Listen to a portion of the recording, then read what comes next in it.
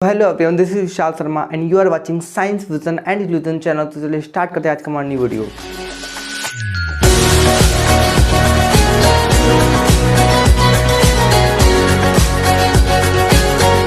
देखिए, अब मैं समझने वाला हूं transportation of substance in animals, यानी कि अब आप लोग समझेंगे कि transportation of substance in animal में ट्रांसपोर्टेशन समझने वाले हैं। ठीक है, तो सबसे पहले हम लोग जो सरल वाला पॉइंट है उसको ले लेते हैं। क्या है सरल वाला? कि देखिए, हम लोग तो एक बहुत मल्टी सेलुलर ऑर्गेनिज्म है, तो अगर आप हम लोगों के बारे में समझोगे तो आपको बहुत ज्यादा कॉम्प्लेक्स और बहुत ज्यादा टाइम लगेगा। बहुत ज्यादा नहीं, थोड़ा टाइम लगेगा। तो उससे पहले हम लोग क्या समझ लेते हैं, हम लोग यूनिसेलुलर ऑर्गेनिज्म के बारे में समझ लेते हैं। बहुत ही ज्यादा सरल टॉपिक है, ठीक है। तो इसके बारे में पहले समझ लेते हैं। एक्चुअली बहुत कुछ कठिन नहीं है, अभी आपको जब समझोगे ना तो पूरा धीरे धीरे समझ में आता जाएगा, ठीक है। तो देख लीजिए, यूनिसेलुलर ऑर्गेनिज्म लाइक अमीबा, यानी कि यूनिसेलुलर ऑर्गेनिज्म क्या होते हैं, मैंने आपको काफी बार बताया है यूनिसेलुलर ऑर्गेनिज्म क्या होते हैं। अगर आप मेरे लेक्चर पहली टाइम देख रहे हैं तो शायद आपको ना पता हो, लेकिन मैंने इसको काफी बार अपने लेक्चर में कवर किया है। देखिए, यूनि मतलब होता है, कुछ टर्म को समझ लिया कीजिए, ठीक है। आपको जब यही टर्म नहीं आते हैं तो आप लोग क्या होते हैं, कंफ्यूज हो जाते हैं और आपको क्या होती है, साइंस बोरिंग लगने लगती है। एक्चुअली साइंस बहुत ज्यादा इंटरेस्टिंग टॉपिक है। साइंस ही नहीं, सारे सब्जेक्ट बहुत ज्यादा इंटरेस्टिंग टॉपिक को लेके आते हैं, बट आप लोग क्या हो जाते हैं, कुछ टर्म में कंफ्यूज हो जाते हैं, ठीक है। यूनि मतलब होता है वन और सेलुलर मतलब होता है सेल। तो यूनि मतलब क्या होता है, ONE, वन, और सेलुलर मतलब होता है सेल, यानी कि वो ऑर्गेनिज्म का मतलब होता है जीव। ऑर्गेनिज्म का मतलब क्या होता है, जीव, यानी कि वो ऑर्गेनिज्म जो वन सेल से मिलकर बने होते हैं उन्हें यूनिसेलुलर ऑर्गेनिज्म कहते हैं। लाइक अमीबा, आपने अमीबा के बारे में पढ़ रखा होगा। अमीबा क्या है बेटा? अमीबा एक यूनिसेलुलर ऑर्गेनिज्म है। पैरामीशियम भी एक यूनिसेलुलर ऑर्गेनिज्म है, और बैक्टीरिया भी यूनिसेलुलर और मल्टीसेलुलर भी होते हैं। देखिए, इनको मैं बता रहा हूं यूनिसेलुलर, इसका मतलब ये नहीं है कि मैं अगर मान लो कुछ, देखिए कुछ स्पीसीज ऐसी हुई जो यूनिसेलुलर भी होती है और मल्टीसेलुलर भी होती है, ठीक है। तो अमीबा हो गया, पैरामीशियम हो गया और बैक्टीरिया हो गया, ये क्या है, यूनिसेलुलर ऑर्गेनिज्म है। Do not have circulatory system. Circulatory system क्या होता है? देखिए, सर्कुलेटरी सिस्टम आपके बगल में फिगर बन के आ रहा होगा सर्कुलेटरी सिस्टम का। तो देखिए, सर्कुलेटरी सिस्टम वो होता है कि जब हमारी बॉडी में जो ब्लड का पूरा सर्कुलेशन हो रहा है ना, ब्लड का सर्कुलेशन हो रहा है कि नहीं हो रहा, आप जब कहीं भी आपके कट लग जाता है तो आपके ब्लड निकल आता है, ठीक है। तो ब्लड के सर्कुलेशन के थ्रू ही बहुत सारे काम हो रहे हैं, आपने पढ़ भी रखे होंगे। ब्लड से क्या होता है, आपके टेम्परेचर मेंटेन होता है। ब्लड से जितना भी आपने खाना खाया होता है, देखिए जब आप खाना खाते हैं तो वो क्या होता है, आपके स्मॉल इंटेस्टाइन के विलाई के थ्रू ऑब्जॉर्ब हो जाता है, ठीक है। ऑब्जॉर्ब होके अब आप सोचो, आपकी पूरी बॉडी पार्ट में खाने की नीड है कि नहीं? फूड नहीं होगा तो हमारी बॉडी काम नहीं कर पाएगी।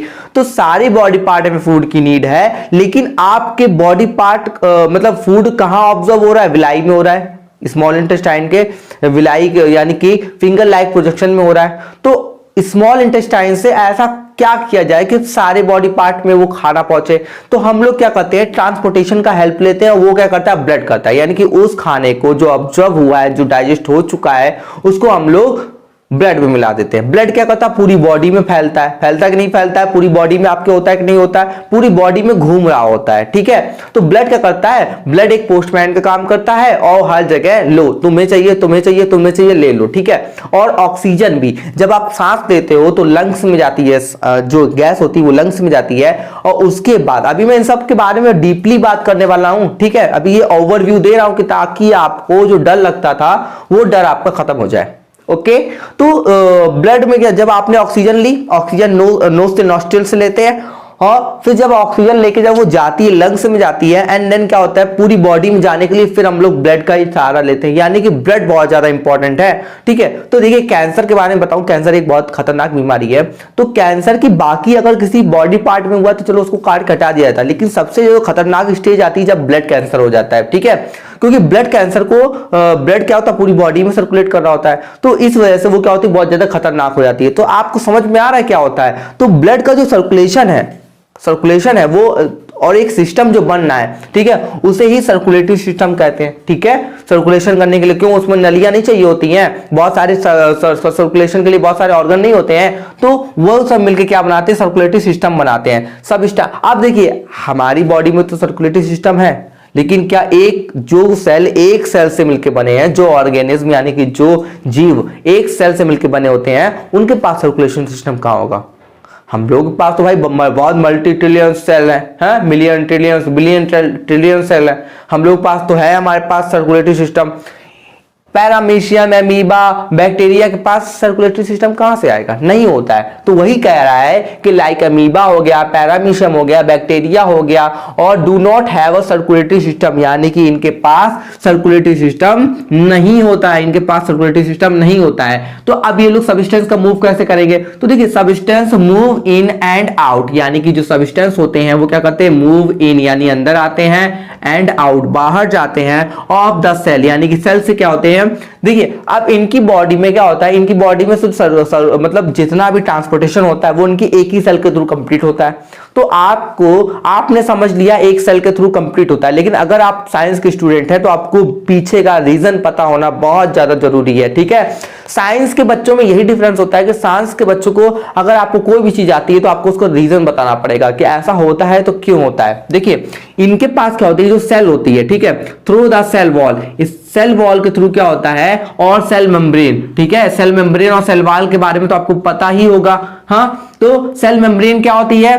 सेल मेम्ब्रेन और सेल वॉल के थ्रू क्या होती है? The membrane select whether to take in और टू लेट आउट, यानी कि जो इनकी सेल मेम्ब्रेन होती है वो क्या करती है? सिलेक्ट करती है कि कौन से जो सब्सटेंस उसको अंदर लेना चाहिए और कौन से सब्सटेंस को बाहर निकालना चाहिए। अब आपको यह समझना है कि जो सेल मेम्ब्रेन है या सेल वॉल है वो कैसे सेलेक्ट कर लेती है, कैसे पता कर लेती है? भाई वो कैसे पता कर लेती है कि इस चीज को अंदर आना चाहिए और इस चीज को बाहर ले जाना चाहिए? कैसे पता करती है? तो देखिए अब डिपेंडिंग क्या करती है? डिपेंड होती है, किस पे डिपेंड होती है? ऑन इट्स कंसंट्रेशन पे, यानी कि कंसंट्रेशन पे डिपेंड करती है। कैसे? These substance move from a region of higher concentration, यानी कि देखिए, अगर मैं आपसे कहूं 2 गड्ढे खोद दीजिए और एक में ज्यादा पानी रखिए, एक में कम पानी रखिए, आप बताइए पानी कहां से कहां जाएगा? जिसमें ज्यादा पानी होगा उससे कम पानी की तरफ जाएगा कि नहीं जाएगा? जाएगा। आप अगर 2 बॉटल ले लीजिए, बीच में उसमें से एक नली के थ्रू जोड़ दीजिए, एक में ज्यादा पानी भर दीजिए, एक में कम भरिए, तो हायर कंसंट्रेशन यानी कि ज्यादा पानी से लोअर कंसंट्रेशन यानी कि कम पानी तक क्या होगा? पानी ट्रैवल करेगा। और कब तक ट्रैवल करेगा? जब तक दोनों में बराबर पानी नहीं हो जाता। समझ में आया आपको? तो सेम यहीं पे है कि देखिए, जहां कंसंट्रेशन जिसकी चीज की ज्यादा हो जाती है वहां से क्या होता है? हाई कंसंट्रेशन से लो कंसंट्रेशन की तरफ मूव करता है, ठीक है। मेरी बात समझे आप? तो वही चीज कह रहा है, depending on it's concentration, concentration के ऊपर डिपेंड करता है। किसके ऊपर डिपेंड करता है? कंसंट्रेशन के ऊपर डिपेंड करता है, ठीक है। तो these substance move from a region, यानी कि जो सब्सटेंस होते हैं, दीज सब्सटेंस ये क्या करते हैं? मूव करते हैं। कहां से मूव करते हैं? From a region of higher concentration, यानी कि जहां पे कंसंट्रेशन ज्यादा होती है वहां से क्या होता है? लोअर कंसंट्रेशन की तरफ क्या करते हैं? मूव करते हैं। ओके, मेरी बात समझ रहे हैं आप? देखिए, हायर कंसंट्रेशन जहां पे है और लोअर कंसंट्रेशन जहां पे है, तो हायर कंसंट्रेशन से लोअर कंसंट्रेशन की तरफ मूव करते हैं। जैसे एक चीज समझिए, मान लीजिए ये सेल है, मान लीजिए मैंने आपको एक सेल बना दी, ठीक है, ये सेल बना दी, मान लीजिए एक सेल है, ठीक है। अब क्या हुआ? इसमें क्या हुआ? वेस्ट मटेरियल बढ़ने लगा, यहां पे काफी ज्यादा वेस्ट मटेरियल हो गया।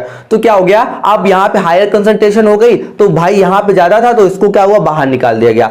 बाहर तो देखिए, कंसंट्रेशन बढ़ी तो उसके बाद बाहर हो गया। अब देखिए क्या होता है कि यही चीज कहा गया है, दीज सब्सटेंस क्या करते हैं? ये जो सब्सटेंस होते हैं, दीज सब्सटेंस ये क्या करते हैं? मूव करते हैं फ्रॉम अ रीजन, कहां से? From a region of higher concentration, यानी कि हायर कंसंट्रेशन से to a region of lower concentration, यानी कि लोअर कंसंट्रेशन की तरफ क्या करते हैं भैया? ये लोअर कंसंट्रेशन की तरफ मूव करते हैं, ठीक है।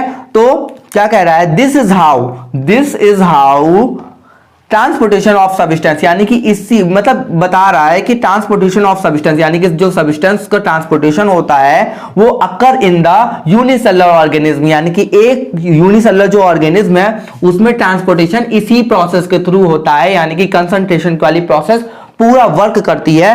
This process is called diffusion, यानी कि इस प्रोसेस का नाम क्या दिया गया? इस प्रोसेस का नाम डिफ्यूजन है, जिसके बारे में आप केमिस्ट्री में भी बहुत ज्यादा पढ़ेंगे, ठीक है। ऐसा नहीं कि केवल आप इस बायोलॉजी में पढ़ रहे हैं। देखिए, साइंस की जितनी भी चीजें हैं, अभी आप देखिए साइंस क्या होता है आगे चलकर 3 पार्ट में और डिवाइड होने वाली है, तो 3 पार्ट में आपको काफी हेल्प मिल जाएगी। अगर आप यहीं से हर चीज का एक एक चीज का मीन समझते हुए चलेंगे ना, तो आपको हेल्प मिल जाएगी कि आप चीजों को बेटरली अंडरस्टैंड कर पा रहे हैं, आप चीजों को बेटरली डिफाइन कर पाओगे और आप चीजों को बेटरली समझ पाओगे कि आखिर इसमें ऐसा हो रहा है तो कैसे हो रहा है। तो आपको आई होप ये पूरी पॉइंट समझ में आया कि कैसे एक यूनिसेलुलर ऑर्गेनिज्म जैसे अमीबा हो गया, पैरामीशियम हो गया, बैक्टीरिया हो गया, इनमें कैसे कैसे मतलब एक ही सेल से कैसे इनमें क्या होता है ट्रांसपोर्टेशन की प्रोसेस होती है, कंप्लीट होती है। देखिए इसमें कंसंट्रेशन काम करती है, इनकी जो बॉडी होती है उसके सेल वॉल या सेल मेम्ब्रेन जो भी होगी उसमें क्या होता है कंसंट्रेशन के थ्रू वो क्या करती है सेलेक्ट करती है कि किस चीज को अंदर आना चाहिए और किस चीज को बाहर फेंकना चाहिए, ठीक है। और जिसकी हायर कंसंट्रेशन होगी तो वो क्या हो जाएगा, वो क्या करने लगेगा, मूव करने लगेगा। तो ये पूरा टॉपिक आई होप आपको समझ में आया हो।